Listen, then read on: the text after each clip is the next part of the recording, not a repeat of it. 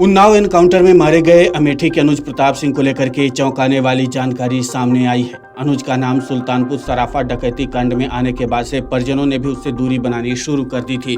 उसके माता पिता ने अपनी संपत्ति से बेदखल कर दिया था। उसके बेदखल किए जाने की प्रकाशित सूचना सोशल मीडिया पर भी वायरल हो रही है। हालांकि अमर उजाला वायरल बेदखली सूचना की पुष्टि नहीं करता है। दरअसल विपिन और विनय के संपर्क में आने के बाद से अनुज प्रताप सिंह ने अपराध का रास्ता अख्तियार कर लिया था। गुजरात के सूरत में वारदात को अंजाम देकर के जेल जाने के बाद से उसके आचरण में बड़ा बदलाव देखने में मिला था। सूत्रों का दावा है कि अपराध जगत में आने के बाद अनुज प्रताप के व्यवहार में भी बदलाव आया था। सुल्तानपुर डकैती कांड में नाम आने के बाद शायद परिजनों ने भी समझ लिया था अनुज अब जराइम की दुनिया से वापस नहीं आएगा। इस घटना के बाद से पुलिस उसकी सरगर्मी से तलाश कर रही थी। इन सभी गतिविधियों को देख करके अनुज को उसके माता पिता ने अपनी संपत्ति से बेदखल कर उससे दूरी बना ली थी। बेदखल करने की सूचना सोशल मीडिया पर वायरल है। वायरल सूचना में घोषणा करने वाले का नाम धर्मराज सिंह निवासी जनापुर पूरे ठाकुर राम तिवारी थाना मोहनगंज प्रकाशित है।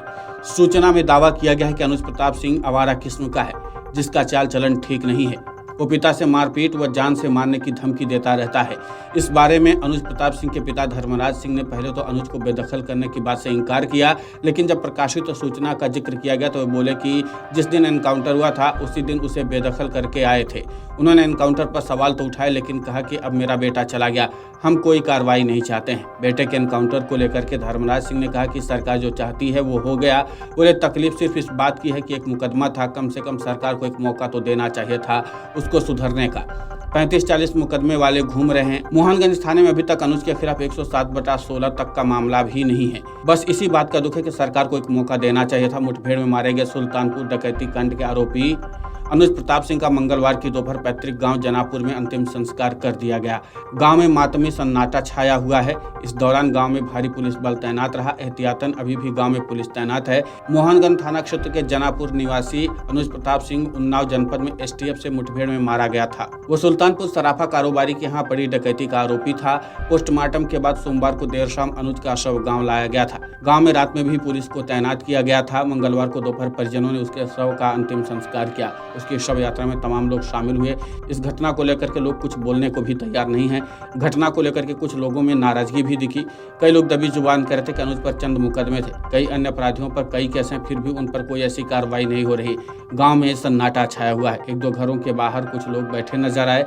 सभी आपस में इस घटना को लेकर के चर्चा कर रहे थे, लेकिन इस बाबत पूछने पर अधिकतर लोग या तो चुप्पी साथ ले रहे थे या फिर घटना को गलत बता रहे थे।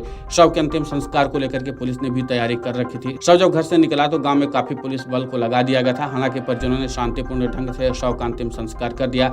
एसओ राकेश सिंह का कहना है कि अनुज के शव का शांतिपूर्ण तरीके से अंतिम संस्कार किया गया है। एहतियात के तौर पर कुछ पुलिसकर्मियों को गाँव में तैनात किया गया है ताकि कोई अप्रिय घटना न हो सके।